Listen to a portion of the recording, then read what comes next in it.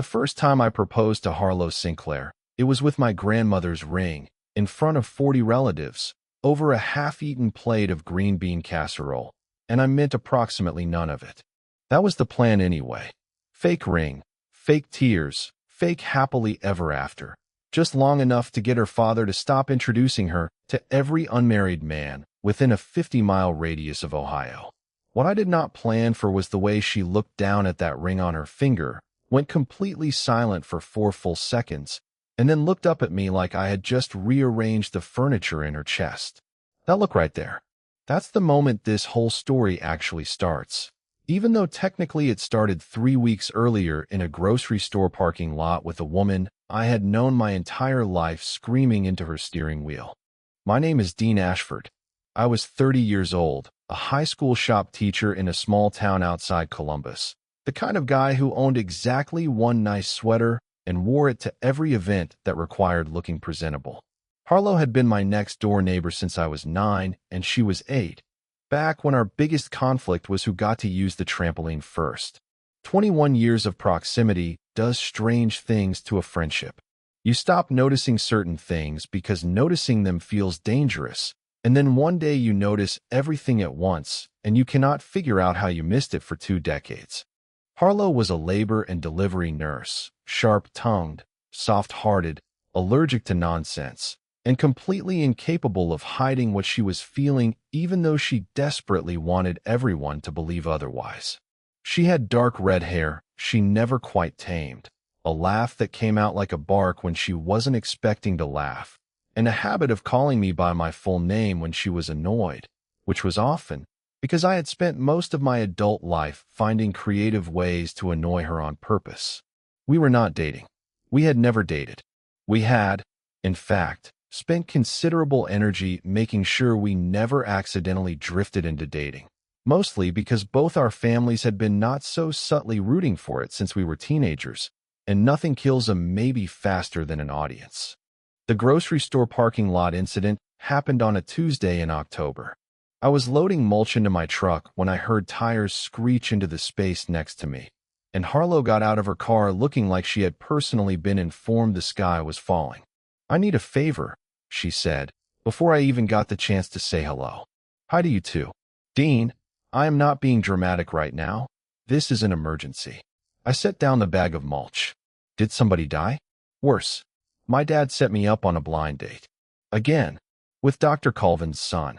The one who talks about his rowing scholarship like it happened yesterday and not 11 years ago.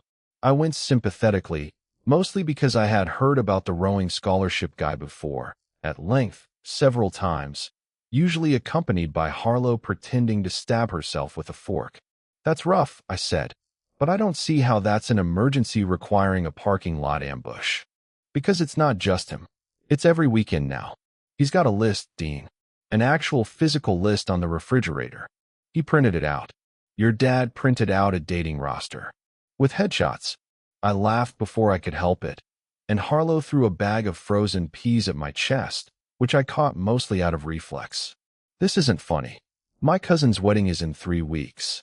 The big one, the family reunion/wedding combo event where literally everyone will be there, including every man on that refrigerator list, all invited by my father, who has apparently decided that if I am not engaged by the time I am 28, I will die alone surrounded by medical charts and regret. You're 27. He's an optimist about the countdown. I leaned against my truck, arms crossed, trying to figure out where exactly I fit into this crisis. "Okay, so don't go to the wedding." "It's my cousin's wedding. I have to go. I'm in the wedding party. I have a dress. I have shoes that already hurt my soul just sitting in the box." She dragged both hands down her face. "I need 'em off my back. Permanently. Or at least for one night, so I can breathe." There was a pause. I want to be honest about that pause because it mattered. Harlow looked at me the way she looked at difficult patients right before delivering hard news, bracing herself. "I need you to pretend to propose to me at the wedding," she said. I stared at her. "I'm sorry, what?" "Fake propose. In front of everyone. My dad will lose his mind with happiness. He adores you.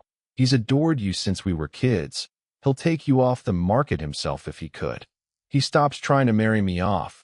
I get one peaceful year. And then in a few months we quietly say it didn't work out, and everyone moves on. That is the worst plan I have ever heard. It's a great plan. Harlow, that's insane. That's not a plan. That's a hostage situation with a ring. I don't need a real ring. I need a moment. One knee. A speech. Maybe some fake tears. Boom. My dad cries. Everyone claps. I get to eat wedding cake in peace for the first time in 3 years. I should have said no. I want that on the record. Every rational part of my brain, which admittedly is a small and often overruled part of my brain when it comes to Harlow Sinclair, was screaming that this was a terrible, reckless, emotionally hazardous idea. But there was something in her face, under the joking, under the parking lot chaos, that looked genuinely tired. Genuinely worn down by pretending everything was fine while her dad quietly treated her single status like a structural defect that needed fixing. Why me? I asked, because it felt important to ask. Harlow's expression flickered, just slightly. Because you're the only person my dad would actually believe. That's not an answer. It's the only answer you're getting in a parking lot next to frozen peas, Dean. I looked at her for a long moment. 21 years of history sitting quietly between us like it always did, patient, familiar, never quite addressed. Fine, I said. I'll do it. Her whole body sagged with relief. Thank you. Thank you. Thank you. Thank you. But we're doing this properly. If we're lying to your entire extended family, we need a story. Timeline. Details. My Aunt Carol once caught my cousin in a lie about a fake job in 11 seconds because his story didn't match his LinkedIn. Harlow blinked at me. You put more planning into this already than I expected. I'm a shop teacher. I plan for a living. Precision saves fingers. She smiled then. The real one, not the polite one. The one that used to show up when we were 14 and plotting something our parents would not approve of. Okay, Ashford, she said. Let's build ourselves a fake relationship. We should have known right then that nothing built with that much care ever stays fake. Before any of the planning started, though, I had to survive dinner with my own family, because apparently news in a small town travels faster than sound.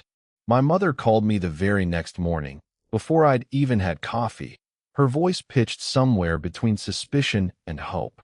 Your Aunt Carol says Grady Sinclair told the whole church you and Harlow are finally official, she said. Is that true? Or is Grady just doing his usual thing where he decides something is true because he wants it to be? It's complicated, Mom. Dean Ashford. I have known that girl since she was in diapers. There is nothing complicated about the two of you. There has never been anything complicated about the two of you except your own stubbornness.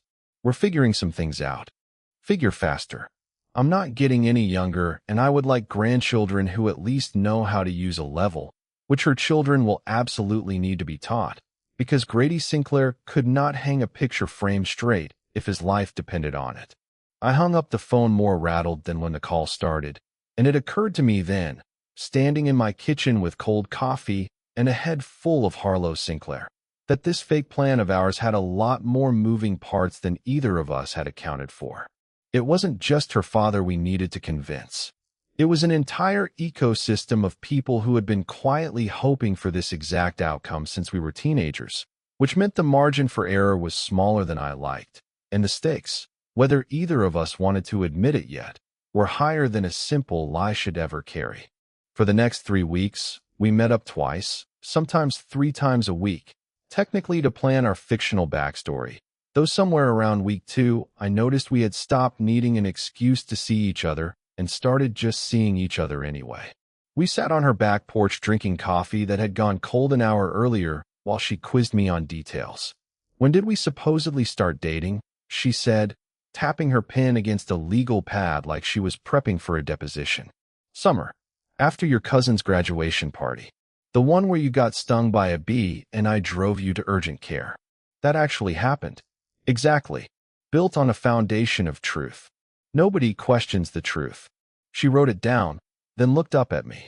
How did you know you liked me? In the story, I mean. I should have had an easy answer ready. Instead, something caught in my throat for half a second before I recovered. I don't know. Watched you handle an actual medical emergency at a graduation party with more calm than the graduate's own mother. Figured a woman who can set a broken finger while eating cake was worth paying attention to. Harlow's pen stopped moving. That's oddly specific for something you made up on the spot. I'm a details guy. Uh-huh. She didn't push it, but something shifted in the air between us that afternoon.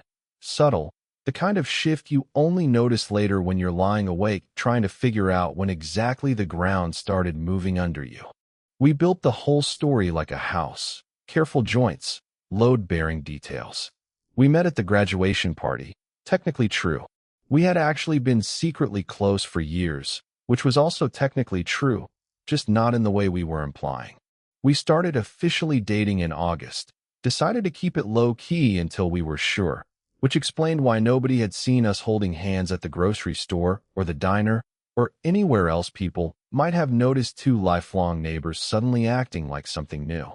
The trouble was, the more details we built, the more it started to feel less like scaffolding for a lie and more like an inventory of things that had already been quietly true for years. We just hadn't had a reason to say them out loud until now. Harlow wrote down that I always brought her a coffee when I knew she'd worked a night shift, extra cream, no sugar, because sugar made her jittery on 4 hours of sleep. That wasn't fiction. That was just Tuesday. She wrote that I'd taught her how to check the oil in her car, because her dad tried once and turned it into a 2-hour lecture about German engineering. Also true. By the time we finished the legal pad, we had roughly 11 pages of backstory, and maybe 2 of those pages were things we'd actually invented for the occasion. This is unsettling, Harlow said one night, flipping back through the pages. We didn't have to make anything up.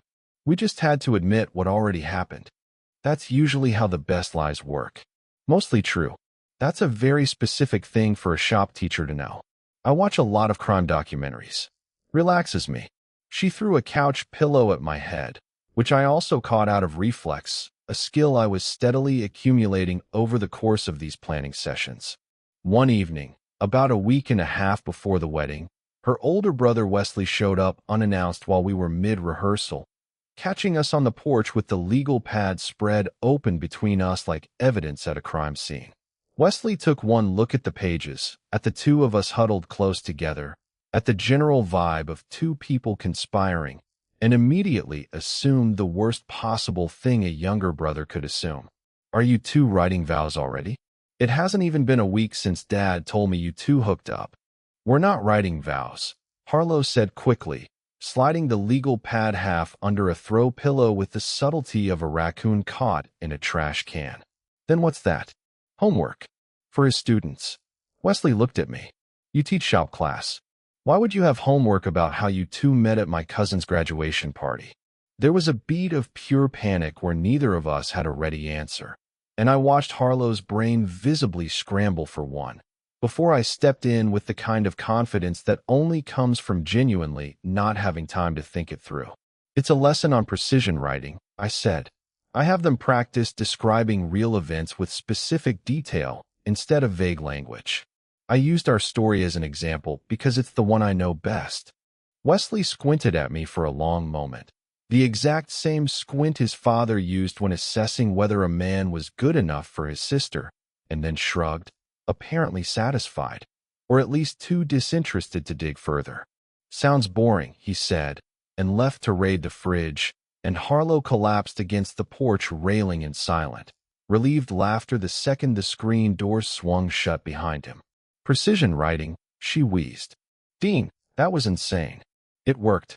Barely. Barely counts.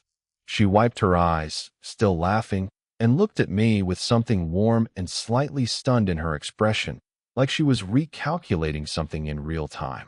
You're really good at this, she said. The lying. Should I be worried about that? I prefer to think of it as improvisational honesty. That's not a real thing. It is now. I just made it up. See, that's exactly the problem. But she was smiling when she said it, and neither of us brought up Wesley's near miss again, though I noticed she kept the legal pad more carefully hidden after that, tucked inside a kitchen drawer instead of left out on the coffee table, as if some part of her had already started treating our fictional relationship like something worth protecting. The ring was the last piece of the plan, and it was Harlow's idea to use my grandmother's ring, which in hindsight should have been the first sign that this whole operation was doomed to become something far more complicated than either of us intended. "You still have it?" she asked the week before the wedding, when I mentioned it almost as a joke. "Yeah, my mom gave it to me after Grandma passed. Said I'd know when to use it." "Dean, that's an heirloom. We can't use an actual heirloom for a fake proposal. It's not going anywhere. I put it on your finger, we do the bit. Then afterward you give it back, and it goes right back in the drawer where it's lived for 6 years." Harlow hesitated, chewing on the inside of her cheek, a habit she'd had since childhood that meant she was thinking harder than she wanted to admit. "Are you sure? That feels like a lot to loan someone for a lie. You're not just anyone." The words came out easier than I expected, and quieter too, and for a second neither of us said anything else. Then Harlow cleared her throat, wrote something down on her legal pad that definitely didn't need writing down, and moved on to logistics like nothing had happened. But something had happened. I just wasn't ready to say what yet. The wedding was held at a barn venue 2 hours outside the city, string lights strung across old wooden beams, mason jars everywhere because apparently that was still a wedding requirement in certain corners of Ohio, and approximately 130 guests, most of whom Harlow had known her entire life, and about half of whom had, at some point, been personally recruited by her father for the refrigerator list. We arrived separately on purpose, Harlow an hour early with the bridal party, me showing up fashionably on time with the ring sitting in my jacket pocket like a small, terrifying stone I couldn't stop touching to make sure it hadn't fallen out somewhere between my truck and the barn doors. I'd worn the sweater, the one nice sweater I owned, the navy one my sister called my funeral and job interview sweater, and I'd practiced the speech in my truck mirror on the drive over so many times that I'd started to lose the sound of my own voice as anything other than words.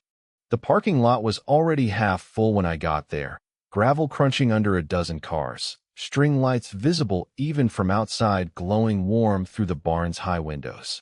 I recognized several faces from Harlow's family immediately, and then, standing near the entrance in a blazer that fit a little too well, I recognized a face I had specifically hoped not to see. Dr. Colvin's son, rowing scholarship guy, in the flesh, apparently invited not just to the general reception but seated, according to the place card I glimpsed later, at the same table as Harlow's immediate family, which told me Grady Sinclair had not entirely given up hope even after weeks of hearing about our supposed relationship. Her father, Grady Sinclair, met me at the entrance like a man greeting a returning war hero. He shook my hand with both of his, the exact gesture I'd seen him give me at Thanksgiving dinners for 2 decades, except this time there was something extra in his eyes, something hopeful and slightly terrifying. "Dean Ashford," he said, "look at you, all grown up and finally coming to your senses about my daughter." "Hi, Grady. You know I always liked you best out of every man that's ever come near her. You remember that? At her 16th birthday, I told your father, that boy's going to marry her one day." He laughed at me. I glanced past him to where Harlow stood in her bridesmaid dress, deep green, fitted, hair pinned up with a few loose curls framing her face like she'd planned the imperfection on purpose, which, knowing her, she probably had. She caught my eye across the crowd and gave me the smallest, most conspiratorial smile, the kind that says we're really doing this, aren't we? We were really doing this. The ceremony passed in a blur of vows and tears and Harlow's cousin looking radiant in a dress that had apparently taken 4 fittings to get right, according to the aunt sitting behind me, who narrated the entire event in a whisper loud enough to be heard 3 rows away. I sat with Harlow's family, at Grady's insistence, right next to Harlow's empty seat, because she was up front with the bridal party, and I spent most of the ceremony trying not to think too hard about the small velvet box sitting in my jacket pocket. Rowing scholarship guy, whose actual name I eventually learned was Weston Colvin, sat 2 seats down from me for the entire ceremony and used the quiet moments between vows to lean over twice and mention, unprompted, that he still held a regional record from his junior year of college. I nodded both times with the polite blankness of a man who had heard this information before, secondhand, through Harlow's increasingly elaborate impressions of him over the years. "You're the shop teacher," Weston said at one point, sizing me up in a way that felt less curious than territorial. "Grady mentioned you two might be a thing." "Might be," I said, which felt safer than committing to anything mid-ceremony with an officiant 3 feet away asking the bride and groom to repeat after him. "Huh," Weston said, and left it there, though the look on his face suggested he had already filed the information away somewhere and was not entirely willing to let it go without a fight, which, in hindsight, should have told me the night was going to require more than one carefully rehearsed speech.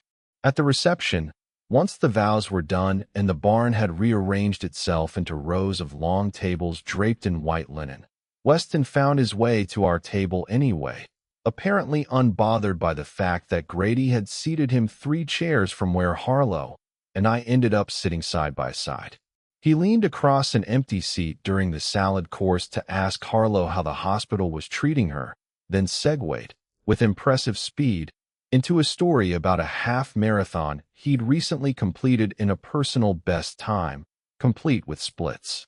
Harlow's expression through all of this stayed politely neutral in the way I recognized from years of watching her deal with difficult patients, but under the table her knee pressed against mine, once, deliberately, a small silent request for rescue. I leaned in immediately, resting a hand at the small of her back, an old comfortable habit dressed up as something new for the occasion. "Sorry to interrupt," I said, "not sorry at all. Harlow, they're doing the bouquet toss lineup soon. Your aunt wanted you up front." It wasn't true. Nobody had said any such thing. But Harlow caught the lifeline immediately, standing with a grateful, barely concealed relief, and Weston was left mid-split time with nowhere to direct the rest of his story except at his own plate. "You're welcome," I murmured as we walked away. "My hero," she said dryly, though there was real gratitude underneath it. "He's been talking about that half-marathon for 3 weeks straight in our group chat." I did not need the full data set again in person. I could tell. "You've got good instincts. 21 years of studying your discomfort face. I could write a dissertation." She laughed, and something about the sound of it, easy and real amid all the noise of the reception, settled something in my chest that had been buzzing with nerves since I'd parked the truck. At the reception, string lights glowed gold against the dark barn rafters, and the band played something slow while couples swayed on the dance floor. Harlow found me near the bar, holding a drink I hadn't finished, looking, according to her, like a man about to walk into a math test he hadn't studied for. "You okay?" she asked. "Fine. You look like you're about to throw up." "I'm fine, Harlow." "Dean."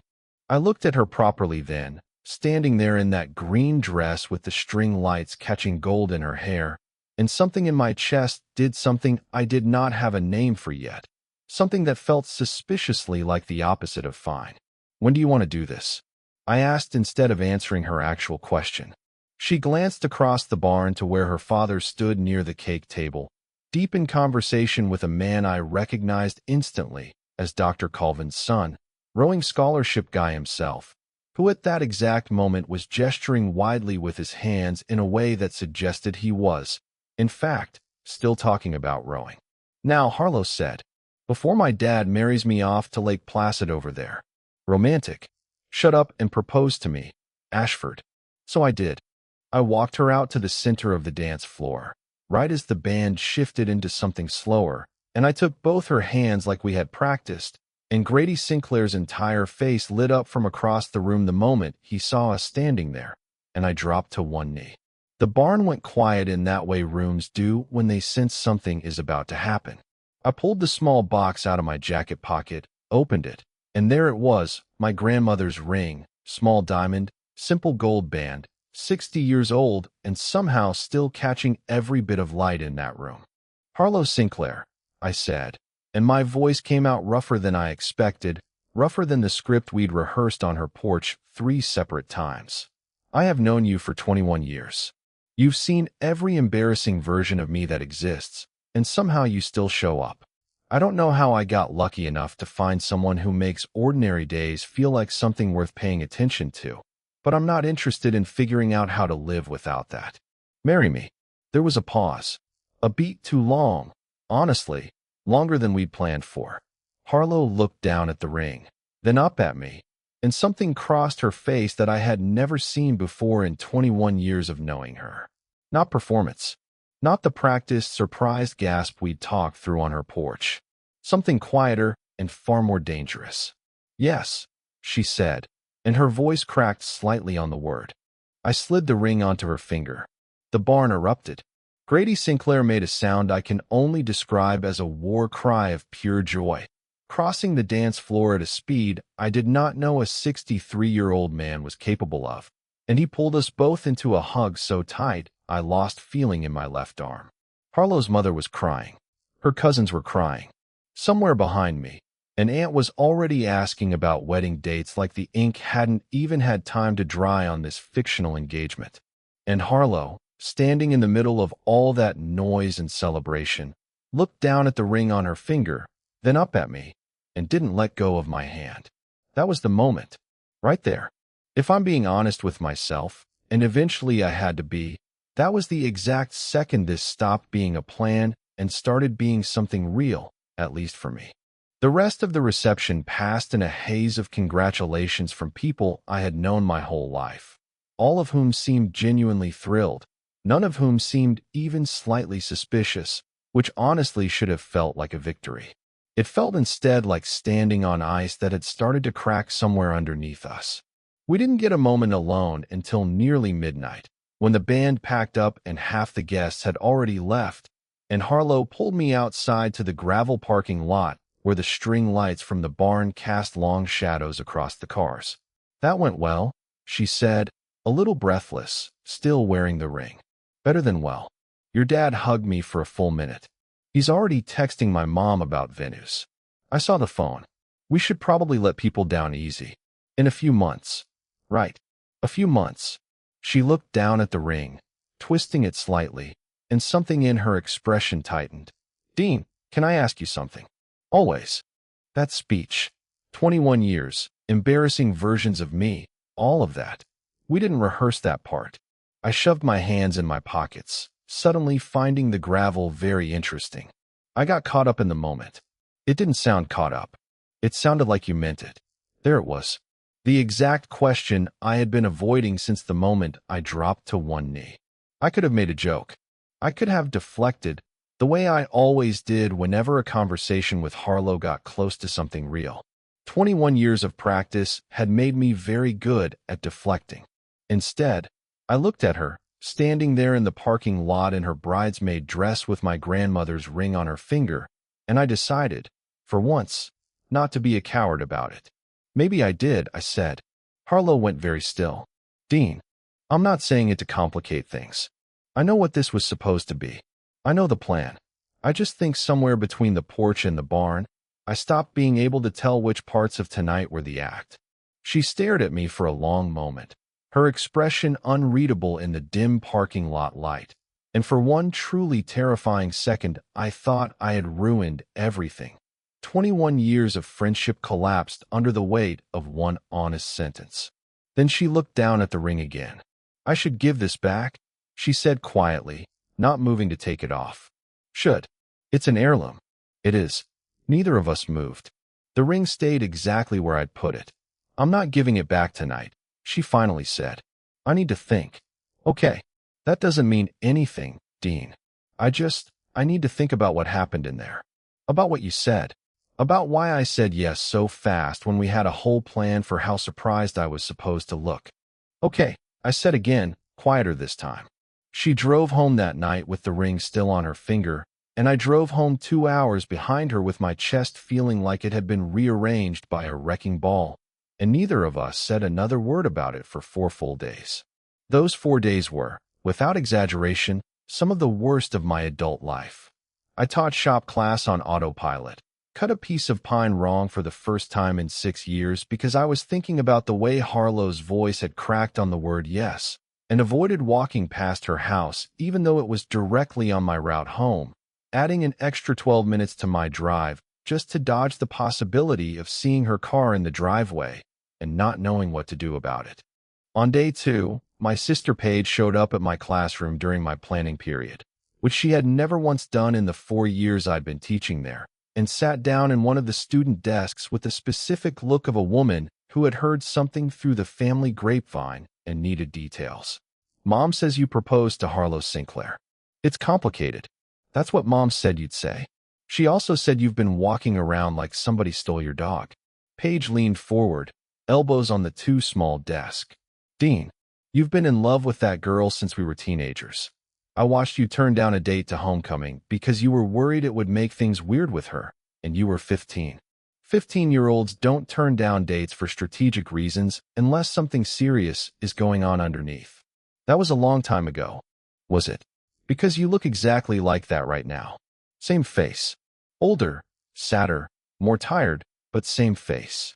She stood, straightening her jacket. Whatever happened, fix it. I like her. I've liked her since she used to steal your Halloween candy and blame the neighbor's dog. Don't lose that over pride. I didn't have a response ready, and she left before I could think of one, the classroom door swinging shut behind her while I stared at a half-finished birdhouse project sitting on my desk and tried to remember how to breathe normally. On day 3, Grady Sinclair called me directly, which had never happened in 21 years of knowing the man. Not once, not even to invite me to something, because that had always gone through Harlow or my parents. His voice on the phone was uncharacteristically careful. Dean, Harlow's been quiet the last few days. Quieter than usual, and that girl is never quiet. You two have a fight already? Because I have to tell you, son, I have been waiting a long time for this engagement, and I would hate to see it fall apart over something small before the ink's even dry. We're fine, Grady. You don't sound fine. You sound like a man standing in a hardware store trying to decide between two nearly identical drill bits. That's oddly specific. I've watched you shop before. Point is, whatever it is, don't let it sit too long. Some things you can fix quick if you catch them early, and some things turn into a whole renovation project if you wait.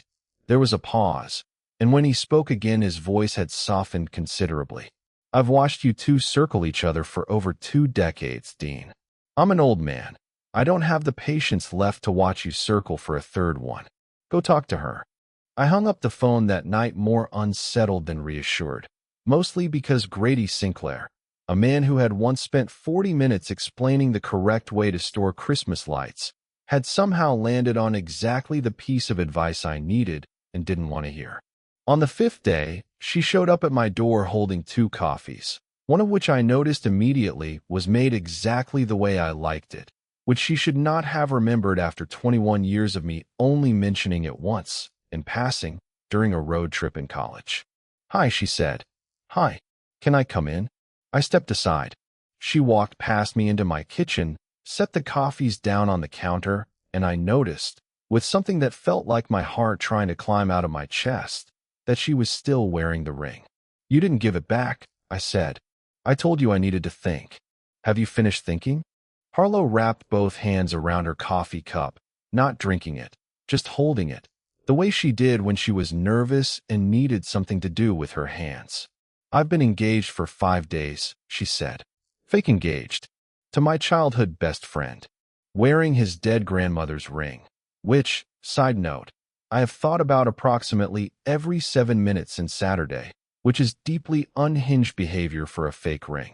It's not that unhinged. Dean, I dreamed about it. The ring. I had an entire dream where I lost it in a hospital sink and woke up in a full panic at 3 in the morning. I couldn't help the small laugh that escaped me, even with my chest still tight with nerves. That does sound unhinged. Shut up. But she was smiling now, a small, nervous smile. I kept thinking about what you said. In the parking lot. About not knowing which parts were the act. Harlow, let me finish, please, before I lose my nerve, because I have been building up to this speech since Tuesday, and I will absolutely chicken out if you interrupt me again. I closed my mouth and waited. I've known you since I was 8 years old, she said. You taught me how to ride a bike without training wheels because my dad kept hovering too much and I kept falling, because I could feel him watching. You drove 2 hours to bring me soup when I had the flu in college, even though you had a test the next morning. You have shown up for every single hard moment in my life for over 2 decades, and somewhere in there I convinced myself that meant we were just really good friends, because the alternative felt too big and too risky and too likely to ruin the one relationship I actually trusted completely. My throat had gone tight. And now? And now I stood in a barn and watched you get down on one knee and say things we never rehearsed. And I said yes so fast I scared myself. And I have not been able to take this ring off for 5 days because every time I try, my hands just stop. She looked up at me, eyes bright. I think I've been in love with you for longer than I've been willing to admit, Dean Ashford.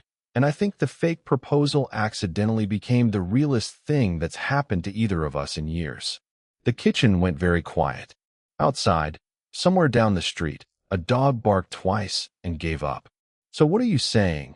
I said, needing to hear it plainly, needing there to be no room left for misunderstanding after 4 days of silence that had nearly destroyed me.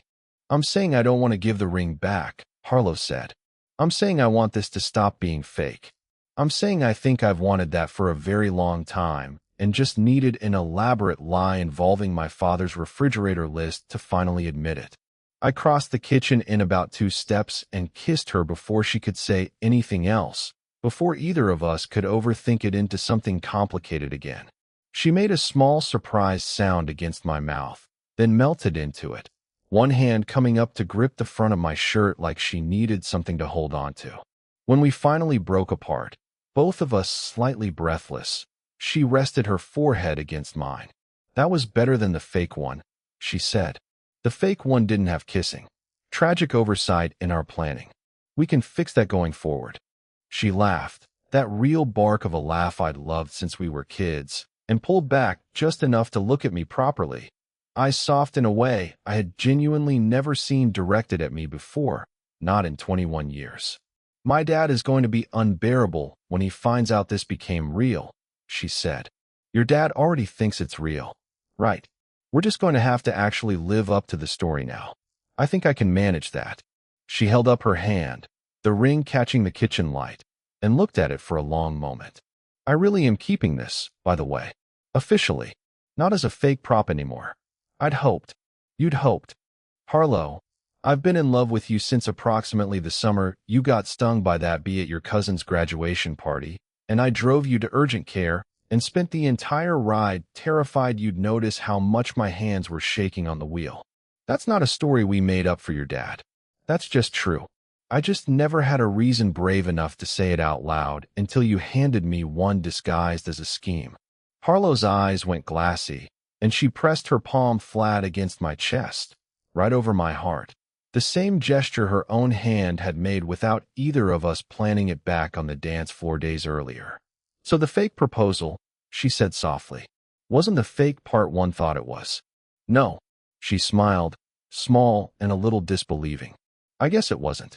We told her father 2 weeks later, over Sunday dinner, that the engagement he'd been celebrating for a fortnight was, in fact, real now, though we left out the part where it had started as a scheme to get rowing scholarship guy off the refrigerator. Grady Sinclair cried into his mashed potatoes and immediately started talking about venues again, this time with considerably less need for us to correct him. Harlow's mother hugged me so hard I nearly dropped my fork. Her younger brother asked if this meant he could finally stop pretending to like Dr. Colvin's son at family gatherings, which apparently he had also been doing purely for peace, and the whole dinner dissolved into the kind of warm, chaotic noise that only a family who has known you your entire life can produce. The following months settled into something neither of us had quite experienced before, a relationship with 2 decades of foundation already poured, but an entirely new structure being built on top of it in real time. We learned things about each other that 21 years of friendship had somehow never surfaced, not because they were hidden exactly, but because friendship and romance asked different questions. I learned that Harlow hummed under her breath when she was concentrating on something difficult, a habit she'd apparently had since nursing school that none of her coworkers had ever mentioned to me because, as it turned out, Nobody had ever been close enough to notice it before outside of a hospital hallway. She learned that I talked to unfinished furniture projects in my garage the same way some people talk to their cars. Low murmured commentary that she found, according to her, deeply and specifically endearing in a way she refused to fully explain. We had our first real fight about 6 weeks in, not about anything dramatic, just the ordinary friction of two people learning to be honest instead of careful with each other. I'd made plans for a Saturday without checking with her first, an old habit from years of independent scheduling, and she'd found out secondhand through my mother, which understandably stung.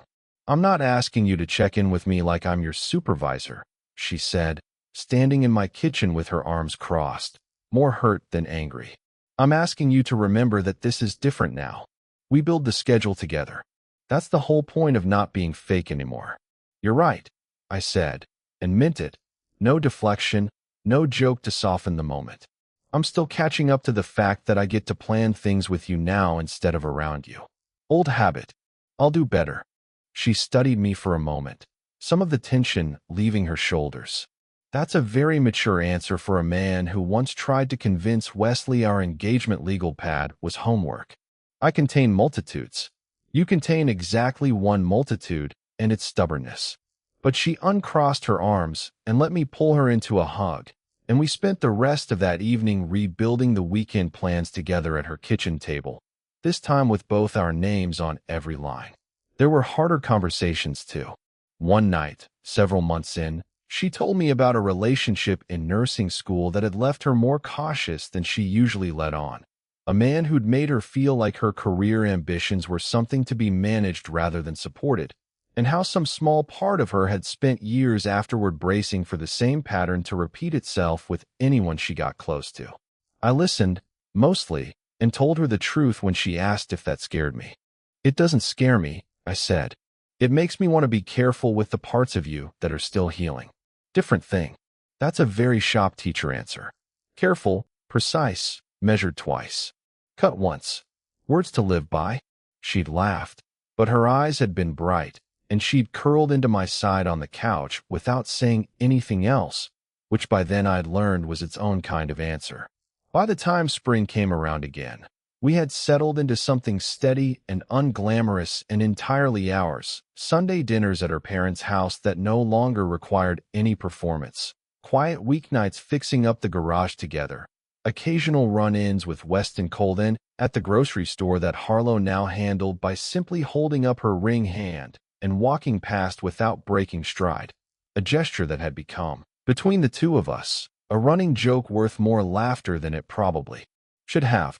Some of my favorite memories from that stretch happened in the smallest, least cinematic moments imaginable, which I think is the part nobody tells you about when a fake relationship turns into a real one.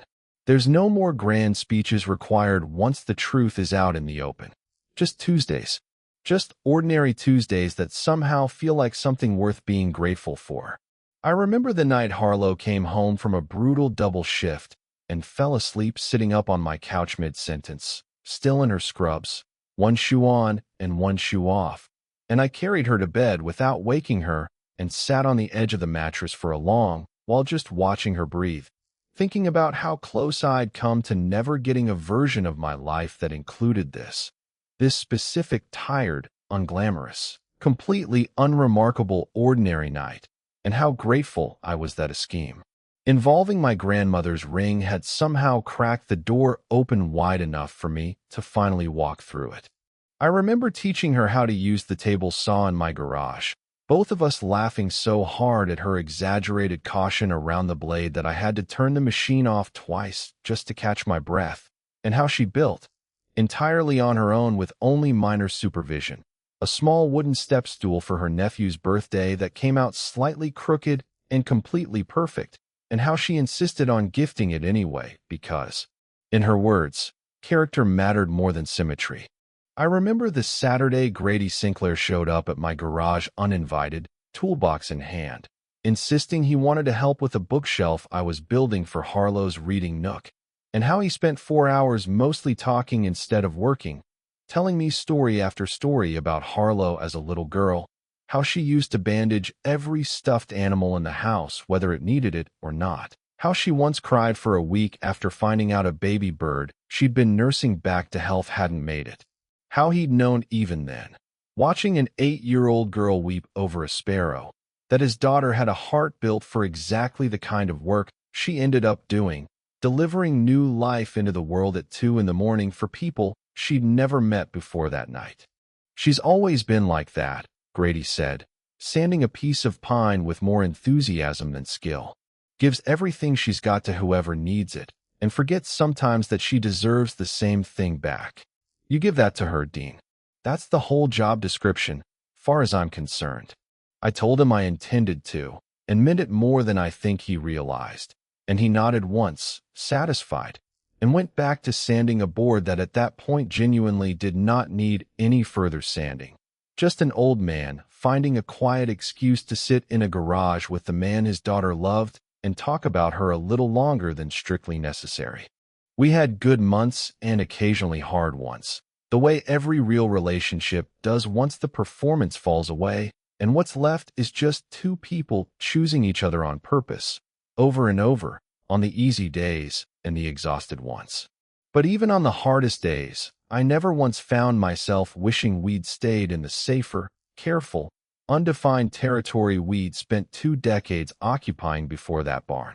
Whatever this had cost either of us in nerves or vulnerability, it was worth infinitely more than the alternative, which was another 21 years of almost. Later that night, we sat on Harlow's back porch, the same porch where we'd built our fake backstory just weeks earlier, except now there was nothing left to rehearse. She leaned her head against my shoulder, ring catching the porch light, and let out a long, contented breath. "You know what's funny?" she said. "What's that?" "I spent 3 weeks terrified my dad would find out we were lying. And it turns out the only lie in the whole thing was that we were lying." I pressed a kiss to the top of her head. "Best plan you ever came up with in a parking lot. Don't get smug about it." "I'm extremely smug about it." She laughed, tilting her face up to kiss me properly, slow and certain, no audience left to perform for. No fake speech to remember, nothing except 21 years finally landing exactly where they'd apparently always been headed.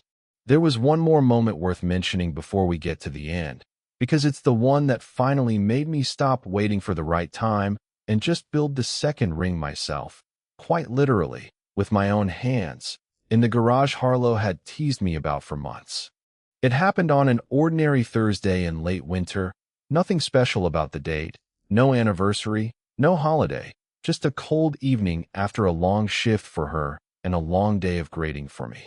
She showed up at my place still in her scrubs, hair falling out of its clip, carrying takeout because neither of us had the energy to cook, and she sat on my kitchen counter while I heated up plates and told me about a delivery that had gone sideways and then, against every odd, resolved beautifully.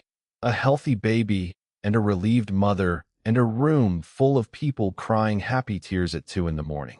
"I love that job so much some days it physically hurts," she said, swinging her legs off the counter edge, ring catching the kitchen light the way it always did. "And then some days it just hurts, no love attached, just the hurting part. But nights like tonight remind me why I keep showing up." I set a plate in front of her and leaned against the counter, watching her eat with the specific exhausted contentment of someone who'd just witnessed something extraordinary and hadn't fully come down from it yet. "You ever think about it?" I asked. "Kids, I mean. Not tonight, not urgent, just in general." Harlow went still for half a second, fork halfway to her mouth, then set it down slowly and looked at me with an expression I couldn't quite place, careful and searching. "I think about it," she said. "More since you. I used to think about it in this abstract, someday way, like a vacation destination I might get to eventually. Lately it feels less abstract." "Yeah," I said. "Same." "That's a very casual way to bring up something that big, Dean. I contain multitudes, remember. Sometimes the big things come out casual, because if I make it a whole production, I'll overthink it into paralysis." She smiled, soft and a little disbelieving, and reached across the counter to take my hand, thumb running once over my knuckles the way she did when she was working through something in her head, before saying it out loud. "I like our life," she said finally. "I like it so much it scares me a little, how much I like it. I spent so many years bracing for things to fall apart that I don't always know what to do with something that just keeps being good." "You let it keep being good," I said. "That's the whole trick. No secret to it beyond that. You make it sound so simple. Some things are simple. We just spent 21 years making this particular thing complicated on purpose." She laughed, and the moment softened back into ordinary, comfortable evening. Plates emptied, dishes eventually done. The two of us curled on the couch with a movie neither of us really watched. But something had shifted in me that night, some final piece clicking into place, and the next morning, before school, I drove to the jewelry store 2 towns over and started designing a ring from scratch, one that wasn't borrowed from anyone, one that belonged only to us.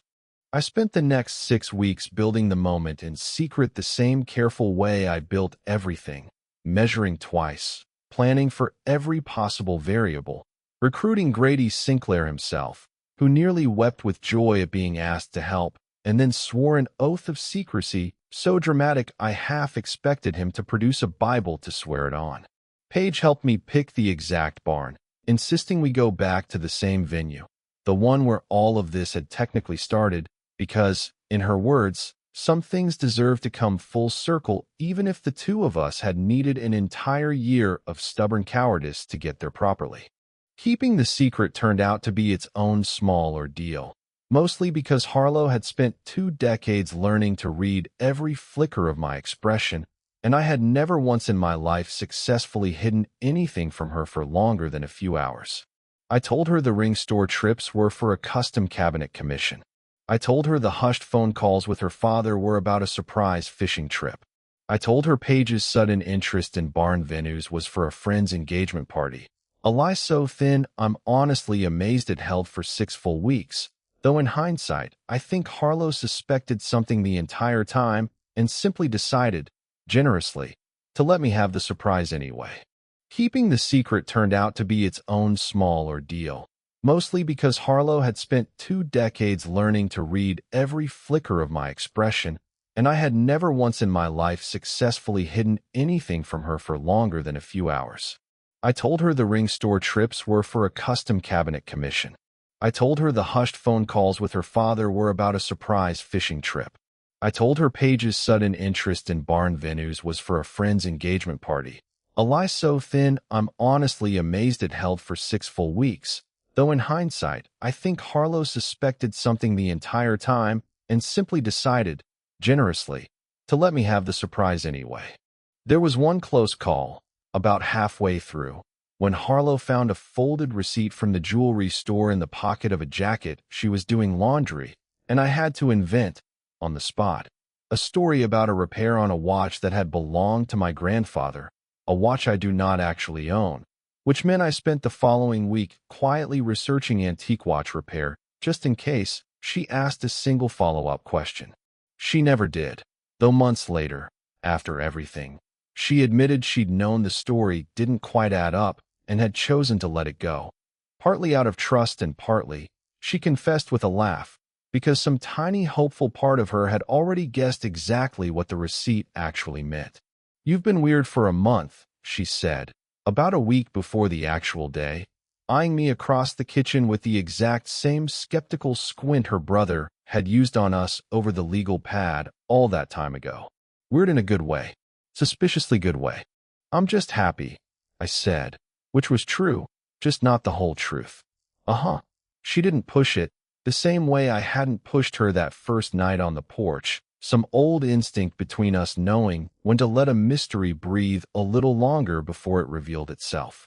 When the day finally came, she still gasped like she hadn't seen it coming at all, and whether that gasp was real or one final, loving performance for my benefit, I never asked and never needed to know, because by then we'd both gotten so good at telling the truth to each other that even the small remaining mysteries felt like part of the fun rather than anything to worry over. A year later, almost to the day, I proposed to Harlow Sinclair for the second time, this time with a ring we picked out together, at the same barn venue where it had all started, though this time her father had absolutely no idea it was coming, which for a man who once printed out a refrigerator list of eligible bachelors, was probably the first genuine surprise he'd experienced in years. Grady had spent the whole evening pretending it was just a small anniversary dinner with close family, and when I got down on one knee in the exact spot where I'd done it the first time, string lights glowing overhead just like before, he made the same war cry sound he'd made a year earlier, except this time there was no need for anyone to correct the record afterward. Harlow pressed both hands over her mouth, eyes immediately filling, and when I asked her the question properly this time, no rehearsed script, no legal pad full of practice details, just 22 years of history and one very real, very unscripted heart sitting in my chest, she said yes again, this time without any script at all, laughing and crying at the same moment in a way that made every person watching laugh and cry right along with her.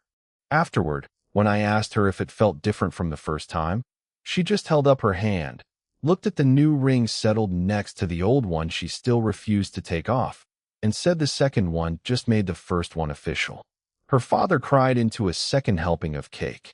Wesley asked, with total sincerity, if this meant he finally got to stop lying about liking Weston Colden at every family function going forward.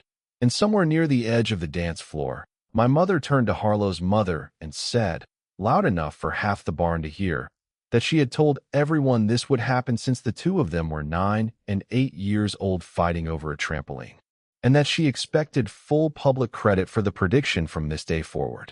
We danced that night in the same spot where the whole complicated, accidental, entirely real story had begun, no audience left to perform for, no lie left standing between us, just two rings catching the light, and 22 years finally, fully, unmistakably landing exactly where they were always supposed to. Somewhere near the barn doors, Grady Sinclair was already telling a stranger the whole story from the very beginning, refrigerator list included, and for once neither of us minded him telling it. What would you have done if your best friend asked you to fake propose just to get her dad off her back, and you accidentally meant every word? Have you ever had a fake plan turn into something completely real? Tell your story in the comments. If you like this one, leave a like, subscribe, and I'll see you in the next.